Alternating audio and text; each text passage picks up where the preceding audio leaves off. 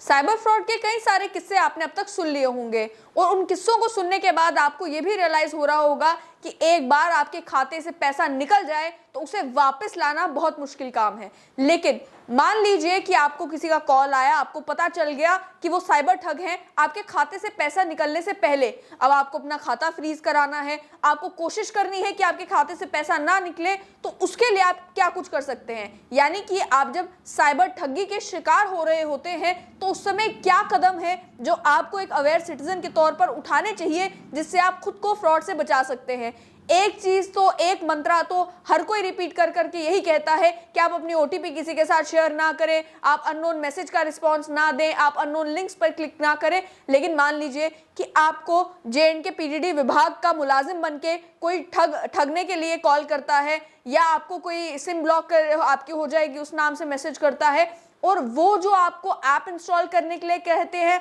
आप वो भी कर देते हैं, वो जो आपको लिंक क्लिक करने के लिए कहते हैं कि इस लिंक पर जाकर आप 20 रुपए की पेमेंट कर दें, 10 रुपए की पेमेंट कर दें, और आप वो भी कर देते हैं। तो उसके बाद आपको अगला कदम क्या उठाना चाहिए जब आपको रियलाइज हो जाए कि मेरे साथ फ्रॉड हो रहा है?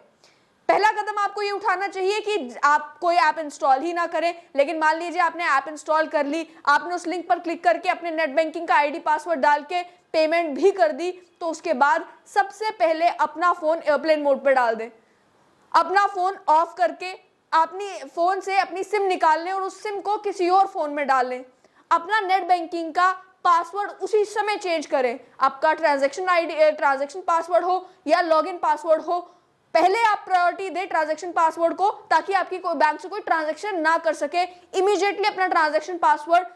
अपने लैपटॉप के जरिए या किसी और फोन में अपने सिम डालकर, अपने घर के ही किसी व्यक्ति के फोन में अपनी सिम डालकर इमीडिएटली ट्रांजैक्शन पासवर्ड चेंज करें। और इतने में अपने घर के किसी व्यक्ति को या खुद ये कोशिश करें कि आप कस्टमर केयर जो बैंक का है उसके साथ ऑन कॉल हो जाएं अपने अकाउंट को फ्रीज करने के लिए। लेकिन अभी तक जो इंसिडेंट सामने आए हैं उसमें ऐसा ही पता चलता है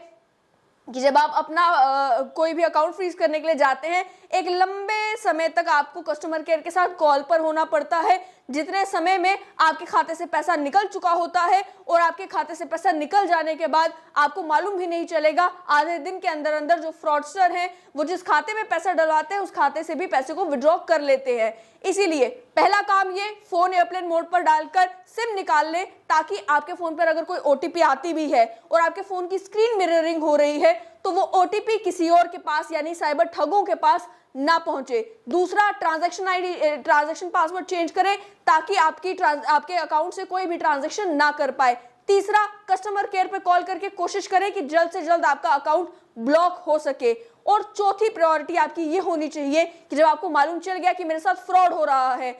आपको पहले ही ये कोशिश करनी है कि आप अपने बैंक में अपने ट्रांजैक्शन की लिमिट सेट कर लें। अगर आप एक आम आदमी हैं तो आपको 5 लाख 10 लाख की ट्रांजैक्शन तो पर डे करनी नहीं है, लेकिन हो सकता है आपके सेविंग्स अकाउंट में 4 लाख रुपए हो, 5 लाख रुपए हो, 10 लाख रुपए हो। ऐसे में आईएमपीएस हो, नेफ्ट हो, आरटीजीएस हो, एमपे हो, एसबीआई की योनो ऐप हो, पीएनबी की ऐप हो, हर एक ऐप में, हर एक नेट बैंकिंग में ये सुविधा होती है कि आप लिमिट सेट कर सकते हैं कि इससे ज्यादा ट्रांजैक्शन मेरी नहीं होनी चाहिए। आप अपने अकाउंट में ट्रांजैक्शन की लिमिट सेट कर सकते हैं कि इससे बड़ी अगर ट्रांजैक्शन होती है तो वो ट्रांजैक्शन ब्लॉक हो जाए, वो ट्रांजैक्शन हो ना पाए। तो अगर आपको मालूम है कि मुझे एक दिन में 50,000 से ज्यादा पैसे निकालने तो है नहीं, 1 लाख से ज्यादा पैसे तो निकालने हैं नहीं, तो वो लिमिट सेट कर लें ताकि उस लिमिट से ज्यादा पैसे आपके खाते से ना निकल पाए। और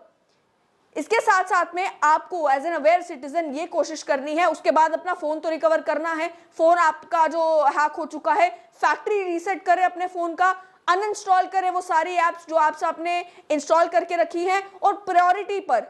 आपका फोन जो है, जैसे ही आपको मालूम चले कि मेरा फोन हैक हो रहा है, अपना वाईफाई ऑफ करें, अपना इंटरनेट ऑफ करें। कॉल पर किसी के साथ रहते हुए, यानी कि ठग आपको कॉल करके कहते हैं अपना फोन स्पीकर फोन पर डालें, हम आपको बताते जाएंगे आपको क्या कुछ करना है। कॉल पर रहते हुए कोई ऐप इंस्टॉल ना करें, कोई लिंक पर क्लिक ना करें, ताकि आप इस साइबर ठगी से बच सके। और दूसरी बात, मान लीजिए कोई आपके साथ कॉल पर है और आपको बोल रहा है कि आपका सिम ब्लॉक हो जाएगा, या आपको कोई ट्रांजैक्शन करने के लिए कहता है।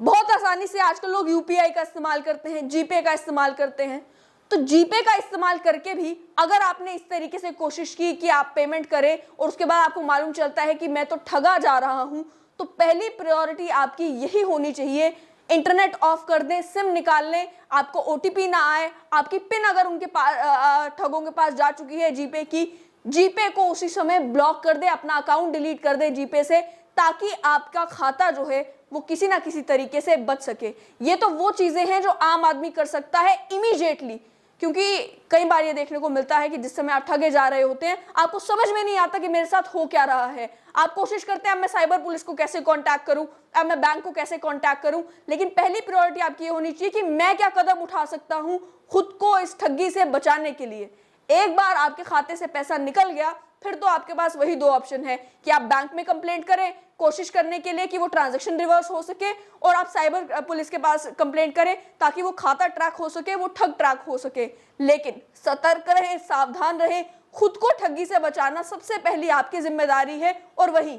बैंक्स को भी इस बारे में सोचना चाहिए कि अगर सोशल मीडिया प्लेटफॉर्म्स या फिर जीमेल और याहू ये इतना सिक्योरिटी लॉगिन मैकेनिज्म ला सकते हैं कि अगर एक डिवाइस जो मेरा पर्सनल डिवाइस है जिसे मैंने अप्रूव करके रखा हुआ है कि इसी से मैं लॉगिन करूंगी, उसके अलावा किसी और डिवाइस से मेरा अकाउंट लॉगिन होने की कोशिश करता है तो लॉगिन नहीं करने दिया जाता, अकाउंट लॉक कर दिया जाता है। जब तक उसमें ऑथेंटिकेशन नहीं की जाए, ओटीपी ना डाली जाए, तब तक वो दूसरे डिवाइस में लॉगिन नहीं हो पाता है। तो बैंक के पास आखिर ये मैकेनिज्म क्यों नहीं है कि अगर यूपी में बैठे, मुंबई में बैठे, दिल्ली में बैठे कोई ठग अपने मोबाइल से स्क्रीन मिररिंग के जरिए या अन्य किसी तरीके से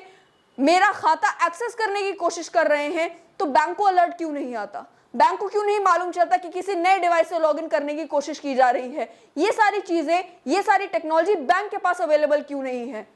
हालांकि बैंक के पास आपकी पूरी जमा बचत, आपकी सेविंग्स, आपका पैसा, सब कुछ बैंक के पास है। तो बैंक की जिम्मेदारी फेसबुक या जीमेल से ज्यादा बनती है कि वो आपके लॉगिन सिक्योरिटी का ख्याल रखें ताकि कोई अननोन व्यक्ति किसी अननोन डिवाइस से आपका खाता लॉगिन ही ना कर पाए, आपके खाते में एंट्री ही ना ले पाए। उसके बाद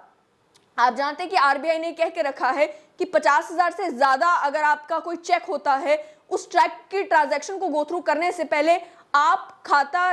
ओनर से पूछें कि क्या आपने कोई ऐसा चेक जारी किया है, ताकि लोगों को ठगी से बचाया जा सके और वेरीफाई किया जा सके कि ये ट्रांजैक्शन क्या सच में आपकी है। नेट बैंकिंग के मामले में ऐसा क्यों नहीं?